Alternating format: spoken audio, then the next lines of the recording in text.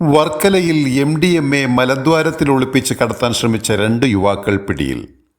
വർക്കല തോക്കാട് സ്വദേശിയായ നൂറ മൻസിലിൽ 24 വയസ്സുള്ള മുഹമ്മദ് അഫ്നാൻ, വർക്കല കാറാത്തല സ്വദേശിയായ ഷെരീഫ് മൻസിലിൽ 23 വയസ്സുള്ള മുക്സൈൻ എന്നിവരാണ് ലഹരി വസ്തുക്കളുമായി പിടിയിലായത്.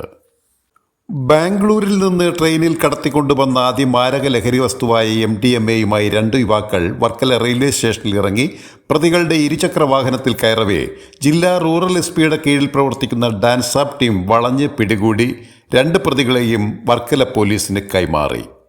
പ്രതികളിൽ ഒരാളായ കാറാത്തല സ്വദേശി മുക്സിന്റെ ദേഹപരിശോധനയിൽ 28 ഗ്രാം MDMA രഹസ്യഭാഗത്ത് ഒളിപ്പിച്ച നിലയിൽ കണ്ടെടുത്തു. കൂടുതൽ അളവിൽ ലഹരി വസ്തു പ്രതികളുടെ മലദ്വാരത്തിനുള്ളിൽ ഒളിപ്പിച്ചിട്ടുണ്ടെന്നുള്ള രഹസ്യ വിവരത്തെ അടിസ്ഥാനമാക്കി പ്രതികളെ വൈദ്യപരിശോധനയ്ക്ക് വിധേയമാക്കുന്നതിനായി വർക്കല താലൂക്ക് ആശുപത്രിയിൽ പ്രവേശിപ്പിച്ചു.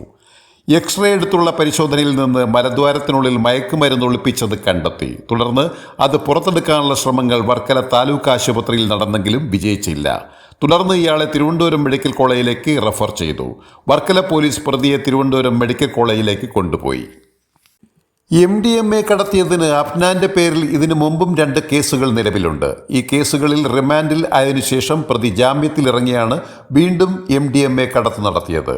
ജനുവരി മാസത്തിൽ റൂറൽ ഡാൻസാപ്പ് ടീം പിടികൂടുന്ന 3ാമത്തെ കൊമേഴ്ഷ്യൽ ക്വാണ്ടിറ്റിയിലുള്ള MDMA കേസാണിത്. തിരുവനന്തപുരം ജില്ലാ പോലീസ് മേധാവി സുദർശൻ IPSന് ലഭിച്ച രഹസ്യവിവരത്തെ തുടർന്ന് narcotic DYSP Pradeep, Varkala DYSP Gopakumar എന്നിവരുടെ നിർദ്ദേശാനുസരണം വർക്കല SHO JS പ്രവീണിന്റെ നേതൃത്വത്തിലുള്ള പോലീസ് സംഘവും ജില്ലാ പോലീസ് ഡാൻസാപ്പ് ടീമും എക്സൈസും സംയുക്തമായാണ് പ്രതിയെ പിടികൂടിയത്. Beacon news, Varkala.